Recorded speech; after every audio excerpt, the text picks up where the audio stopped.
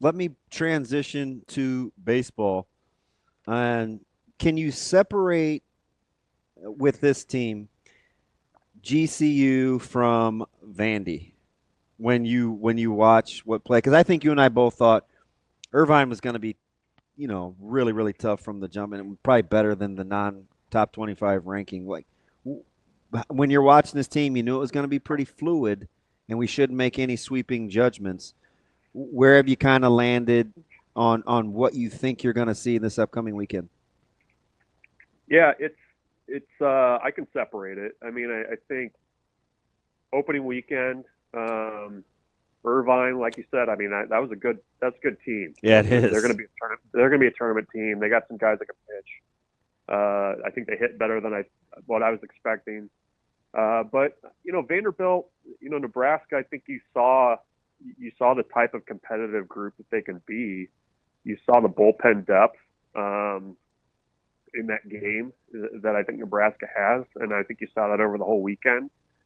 And you get to Monday against Grand Canyon, and I think maybe the feeling leaving the weekend, you felt like you got some work done because you got that win against Vanderbilt that's going to help you and be with you throughout the year, which is really kind of what you wanted out of that opening weekend.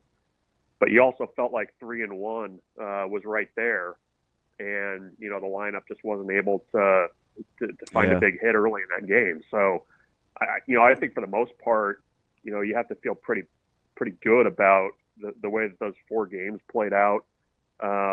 You've got some veteran guys that have hit, in their careers that I think are going to be able to get things going. And, this weekend it's going to be tough. I mean, this is a Louisiana team that's picked third in the Sun Belt. Oh yeah. They've got an elite arm on Friday night, another, hard throwing left-hander, kind of not similar, but a little bit kind of what Nebraska saw against Vanderbilt.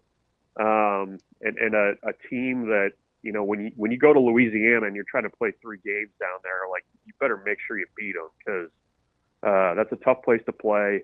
They always have really good hitters down there. That's like a hallmark of a Matt Diggs team, and it's another opportunity for Nebraska to get a really nice series win that when you get to May is going to be really important for you. So I think overall was pretty encouraged by what I saw out of Nebraska down in Arizona, even if that Monday game just kind of ended with a little bit of a thud. Bruntz, as you look at, you mentioned the series down in Lafayette. Then you've got next week, you got the Frisco Baseball Classic with some other quality clubs there. Out of those next 6 games, Louisiana, Sam Houston, LSU, and then K-State, like ideal but realistic scenario, what are you hoping Nebraska accomplishes there in order to feel good about this sort of first stretch of the season? Yeah, I mean, I think if you go on the road this week and you win a series at Louisiana, I think you have to feel pretty darn good about that. I mean, you go back to last year, this series feels a little bit like that trip that they made to Charleston, where this is a better team that they're going to be facing this weekend. But true road series, it's kind of a test of how do you deal with the travel and a really good opponent early in the year, that a team that's been outside since the season started, and against the following weekend. I mean, that LSU game is obviously the big one that's circled, and it's another opportunity for Nebraska to get one of those big kind of season changing type wins. And I think the one thing that you can say about this group, I mean, with everything that was kind of going on around the program on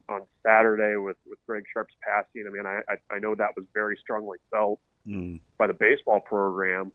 That they kind of had that going on. I mean, you're playing a nationally ranked team on national TV. I mean, they showed up and they were competitive, and they were competitive after not playing particularly well the previous day. So I think that's the challenge for Nebraska is, making sure that you're able to continue to get to that level of competitiveness.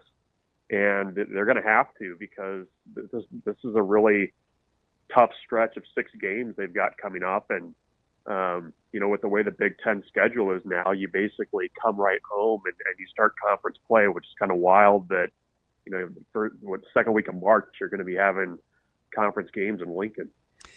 Bruntz, we've talked about the options, right, that Coach Bolt has and the buttons that he can push, but you had to buoy that against not panicking, right, where it's tough schedule in the non-con and some things have to play out. Are there positions you feel like in your head, having seen so much fall ball, that answers will come sooner rather than later because of body of work?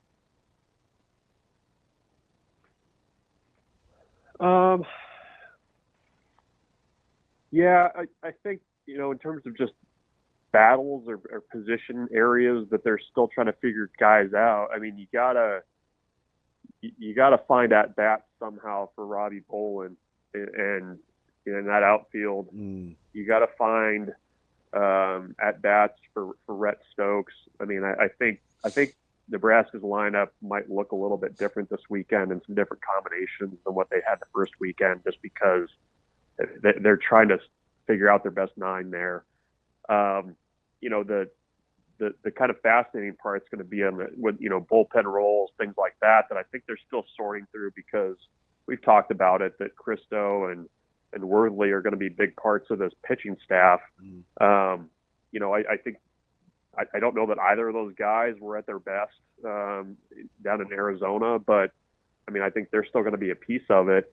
And you only have 3 games now, kind of figuring out where guys fit. A lot of veteran guys in that bullpen.